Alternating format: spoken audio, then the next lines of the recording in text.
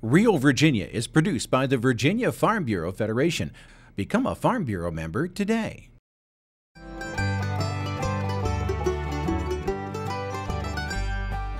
Home will always be Virginia, between the Blue Ridge and Chesapeake Bay, Atlantic to Appalachia, home in my heart always.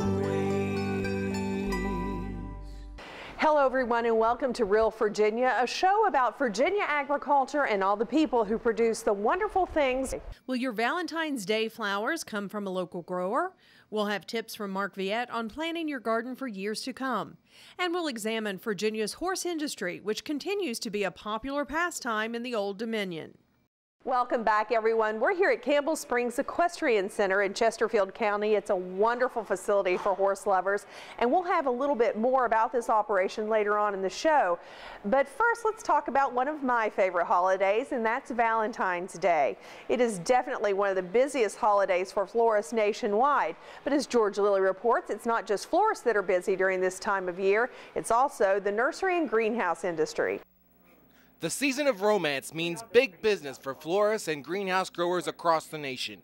Last year, nearly 189 million fresh-cut flowers were sold and delivered during the Valentine's Day holiday, generating sales upwards of $14.7 million. To get a glimpse at what florists go through on their busiest, most hectic day of the year, we stopped by Evergreen Victory Florist in Broadway, Virginia. The number of flowers that we order, of course, is much greater than it is at any other time of the year. A significant challenge at Valentine's Day is the delivery of product. The abundance of it is such that it requires a good deal of planning and the use of the vehicles for planning to get them packed in such a way that they arrive at the destination in the same condition as what they were created on site. Valentine's Day is definitely our busiest time of year. We have extra staff here to help. We go through a lot of flowers and we work a lot of extra hours, but it's a very fun and rewarding time to be a florist. It's very exciting. Steve Remsen and his wife have owned Evergreen Florist since 1996, and over the years, they have seen the industry change dramatically. You can buy cut flowers just about anywhere, but it is the attention to detail that sets this florist apart from the big box stores. The most rewarding part for me is the fact that I do an awful lot of the deliveries. In fact, I do the majority of deliveries, and I get to see the reaction of the customer who receives them. The girls do a great job of preparing the arrangements, but I get to see the actual appreciation on their faces. That attention to detail is also seen at the Little O Greenhouse in Stevens City, Virginia. They work 365 days a year to make sure your Valentine notices that they went that extra mile for your unique orchid or plant. My dad raised orchids, so I've kind of been raised with orchids all my life. My son and grandchildren, they like to come down and work down the greenhouse, and probably I couldn't do all the shows that we do if I didn't have their help. In Virginia, the greenhouse and nursery industry is one of the state's fastest growing agricultural segments. Horticulture ranks 5th on Virginia's list of top 20 agricultural commodities. Reporting from Broadway, Virginia, I'm George Lilly. Frederick County is one of the state's largest farm counties, with 676 farms that include many greenhouse and nursery operations. Farmers in this northwestern corner of Virginia raise 13,500 head of beef cattle and almost 18,000 acres of hay. And the apple industry also generates $5.6 million in income for growers. Frederick County is the largest orchard county in Virginia, with 5,600 acres planted in apple trees.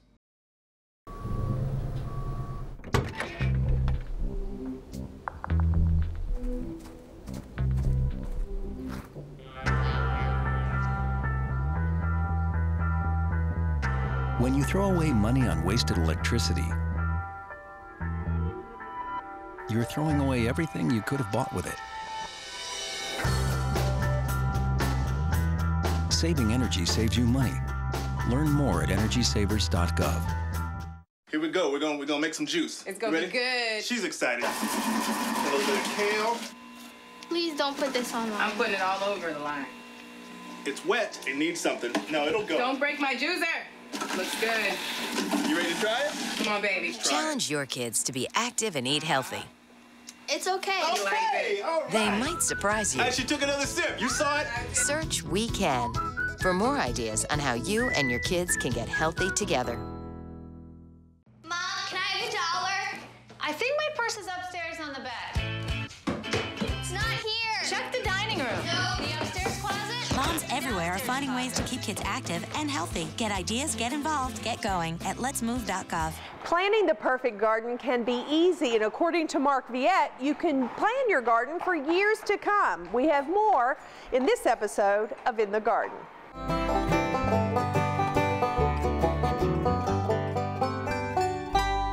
When you look at this garden behind me and in front of me, many of you are going to say, wow, how long did that take? Boy, that was a lot of work.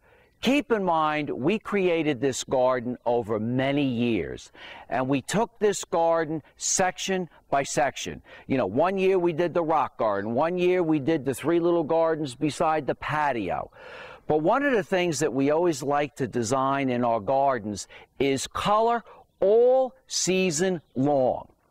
And we do that by using a wide variety of plants, always keeping in mind in most designs, a free part of your design is what is above you, and that is the sky. That doesn't cost you anything. So you really want to frame the sky and frame what is above you and capture part of that and bring that into the garden. And we've done that. Now, there may be a few of you that don't have the view of the sky, but if you do, that beautiful blue color offset by strategically placed trees, there's nothing prettier. The other thing I like to do in a garden is I will add early blooming plants like Lenten rose. As it comes to dailies, we have early, mid-season, and late blooming dailies. So we have dailies blooming for 3 months. I like to use masses of color, as you see here with the hydrangea Annabelle. And the hydrangea Annabelle is a long blooming shrub that blooms for 2.5 months. So fit in long blooming shrubs. I also use evergreens, and you can have, you know, green evergreens, you can have golden evergreens. All those colors give you color all winter long. Plus they can give you that soft, feathery touch to the garden. The other thing you might consider is using trees for bark, like the Chinese dogwood. Or if you're looking for a delicate garden, you might consider using something like the Japanese maple. That is the fine cut leaf, beautiful Japanese maple that you can pretty much add to any garden. And this is a plant that really doesn't get big, but it is beautiful. In fact, if you had to buy them, you know, they'll cost as much as a whole patio sometimes. But consider adding lots of long blooming plants. Also add containers, statuary, add annuals like wave petunias. All those things will give you color all season long. I'm Mark Viette. Join me next time in the garden. For more garden tips, go to inthegardenradio.com. Up next on Real Virginia, Kendra Bailey Morris prepares Virginia sausage and acorn squash in the heart of the home.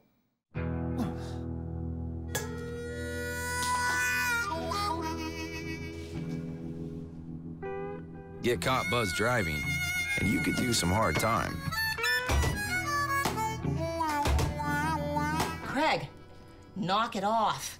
Sorry, Mom. It could cost you around $10,000 in fines, legal fees, and increased insurance rates. And that could set you back a few years. Buzzed, busted, and broke. Because buzz driving is drunk driving. A lot of people are interested in cooking squash but don't know how to prepare it. But Kendra Bailey Morris says it's really quite easy, and it's a family-pleasing meal if you use your slow cooker. Today we're going to be making a slow cooker favorite. It's slow cooker acorn squash stuffed with sausage, and it's really, really wonderful. It's in a molasses glaze. It's got walnuts in it. It's delicious and very, very easy to do in the slow cooker. It's actually one of the recipes that is coming out in my book called The Southern Slow Cooker that comes out August 2013, and I hope you'll buy it. So what we're going to do, I'm going to start by sauteing up some sausage, which I've already done ahead of time for brevity's sake. And then once you've done that in your pan, you'll see that there's some leftover drippings in there. And those drippings are really important. You actually want to use those to flavor the stuffing of your sausage. I'm going to add some onion and get this going. There we go. And basically what you're going to do is saute this until it starts to get just lightly translucent, which is more or less fancy for see-through. And you can see all the leftover drippings that are in there, the little bits of sausages that I'm starting to scrape up as these onions start to release their juices. And again, go ahead and get those up because they're really full of flavor. I'm going to let that go. And I've got a little bit of garlic. And I'm going to saute this up. Now basically you could, with this particular recipe, you could use any type of squash that you like. I like the acorn squash because it's obviously a Virginia favorite, but grown here right in Virginia, like many of the squash during this time of year. But it's also something that's really wonderful and holds a container. You can put sausage in there, you could put just breadcrumb mixture in there. There's a lot of versatility with it. Now I'm going to take this mixture, now that it's nice and translucent, as you can see, and you can see the little bits of sausages that's kind of interspersed throughout. And we want that. That's good stuff. And I'm going to turn this off. I'm going to add this in. It's okay if it's a little bit hot. And I'm just going to kind of toss this around. I want it to cool slightly because I'm going to add a beaten egg in here as well.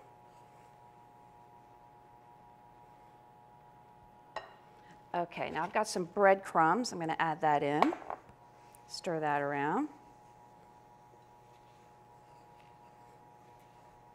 Trying to cool my sausage ever so slightly. I've got some walnuts. You could use pecans. You could use any type of nut that you have around. I really like the flavor of walnuts. If you can get a hold of black walnuts, which also grow here in Virginia, really, really wonderful special treat.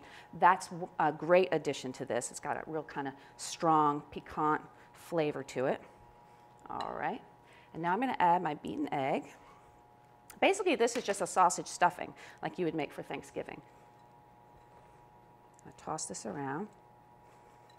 And this should be enough to fill at least 2 acorn squash. And it also depends on the size of your slow cooker. Over here I have a 6-quart slow cooker, and that is one of the larger sizes. If you have a smaller one, you could probably just fit 1 acorn squash in there. And in that case, you'll want to cut the filling back because you don't need this much filling. This is probably 2 medium-sized acorn squashes worth of filling that you're going to be using here. In the meantime, and I've already done this, I've sliced off the bottom of an acorn squash, and then I've also sliced off the top, and I've cored out the center of it and gotten rid of the seeds and brushed it with a little bit of oil, and that's just to keep it moist. And I sliced off the bottom, so when it sits in your slow cooker, it'll sit flat. So make sure you do that, because if you are familiar with acorn squash, it comes to a little point on the end, so you don't really want that.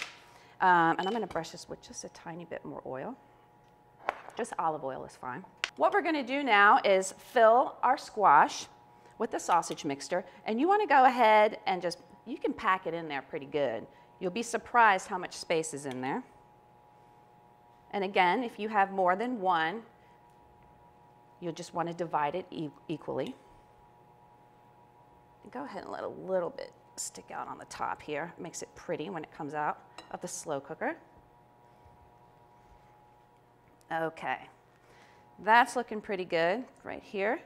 And now I'm going to just brush the exterior of it with some molasses. And I'm using dark, unsulfured molasses. You could use light if you wanted to. You could use honey if you wanted to. I actually prefer the color of the dark molasses. It has a stronger flavor. And molasses is also made right here in Virginia. You didn't know that. So buy Virginia molasses when you can find it. So this is the finished stuffed acorn squash, and I'm just going to place it directly in the slow cooker. And what I've done here in the slow cooker, as you can probably see, is that I have put some tin foil, and I've sprayed the tin foil really lightly with some cooking spray. And the reason for that is when this is done, they get really, really soft, and then you can just easily lift it right out of the slow cooker. Also, it makes it so easy for cleanup, so you don't have a big mess inside your slow cooker insert. And the final thing that I'm going to do before I go ahead and set this on low for about 6 to 8 hours is add about a half a cup of apple juice. And I'm going to pour it around the sides and not over the top, so I don't want to wash my molasses off. So the purpose of that is basically just to help it steam and keep it moist while it cooks. It's a very long cooking process. So this is going to be covered and cooked on low, again 6 to 8 hours until tender, depending on the sizes of your squash.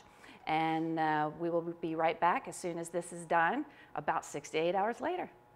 So it looks like our squash is fully cooked and looks beautiful in here. And again, I'm going to use this tin foil just to lift it out. It's such an ingenious way to get things in and out of your slow cooker, meatloaf, all kinds of things. And this is how it looks, and it looks absolutely gorgeous. I'm just going to move this right here. Easy cleanup, fold it up, throw it away. Now to serve this, obviously it's a beautiful presentation in and of itself, but you don't want each person to eat a whole one, although you could. But to serve this, you can cut it in halves, or if it's a larger squash, you can go ahead and cut it in quarters. And this is what the interior looks like, and it's absolutely beautiful. You can see that the squash is nice and tender and cooked all the way through. But at the same time, you have this lovely molasses glaze on top, and that really makes it.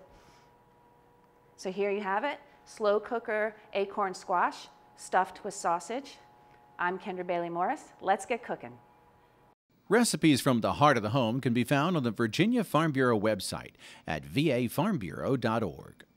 Pork production is important to the American economy. In 2011, the industry generated $97 billion in total sales nationwide. Today, there are more than 67,000 pork operations compared to nearly 3 million in the 1950s. There are 1,240 hog farms in Virginia. Pork is a big export commodity. More than $6 billion of pork is sold to other countries annually. In Virginia, the economic value of the pork industry is estimated at more than $526 million.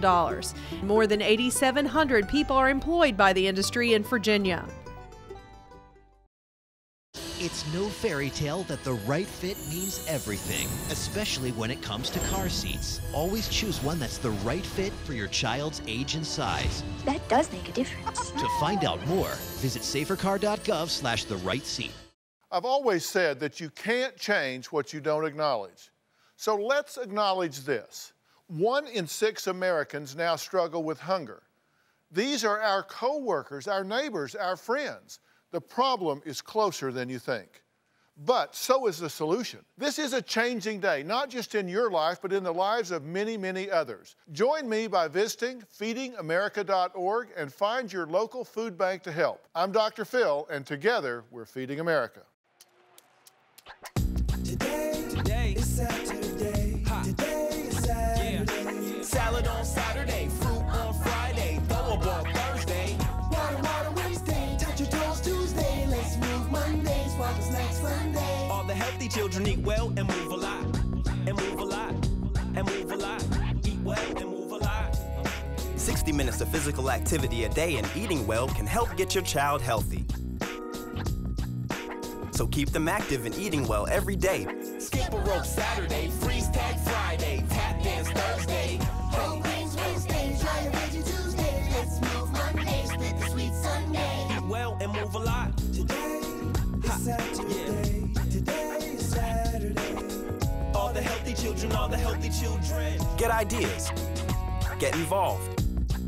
Get going at letsmove.gov. That's letsmove.gov.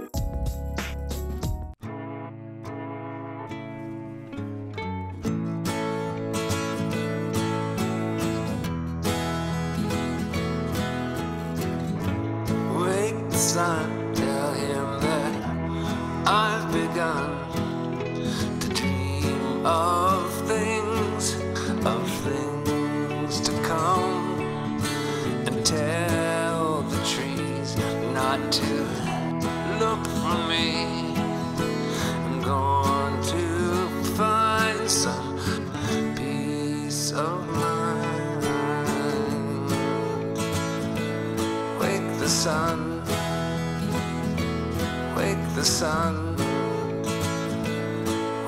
sun, wake the sun.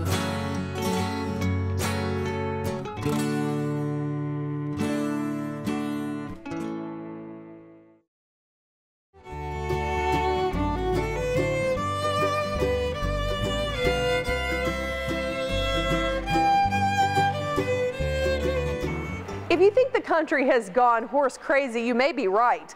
In the last decade, the equine industry has grown tremendously in Virginia alone, and this is proving to be a great revenue source for many boarding farms. The sport of riding horses has turned into an economic boom in Virginia and nationwide.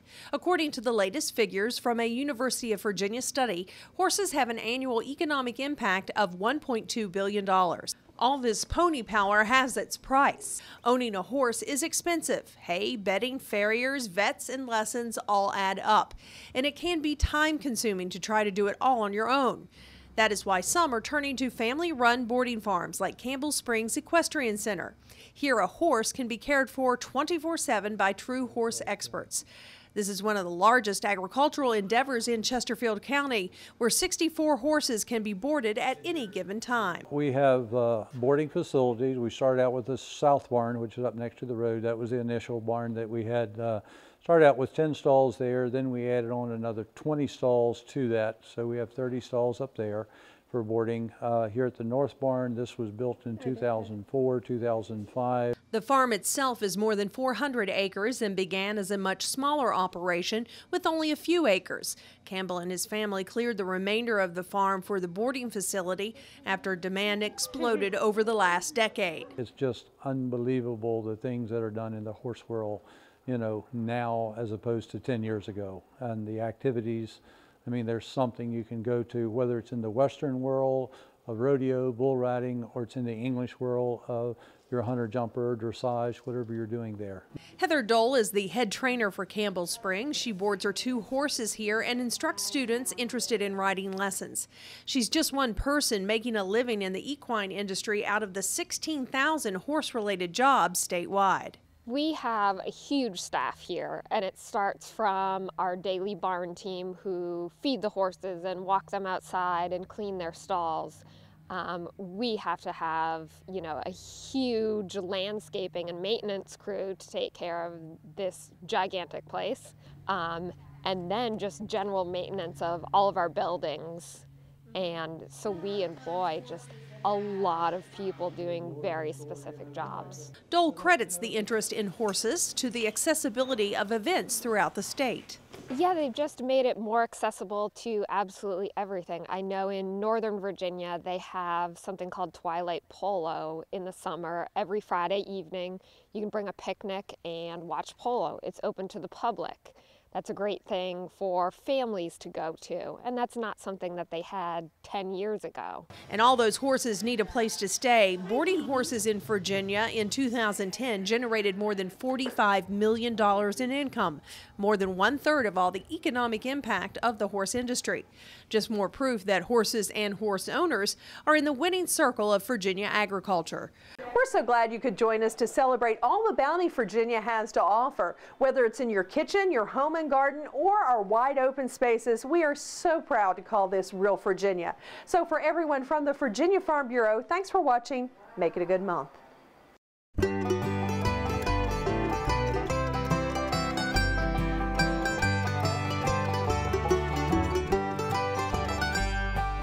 Home will always be Virginia, between the Blue Ridge and Chesapeake Bay.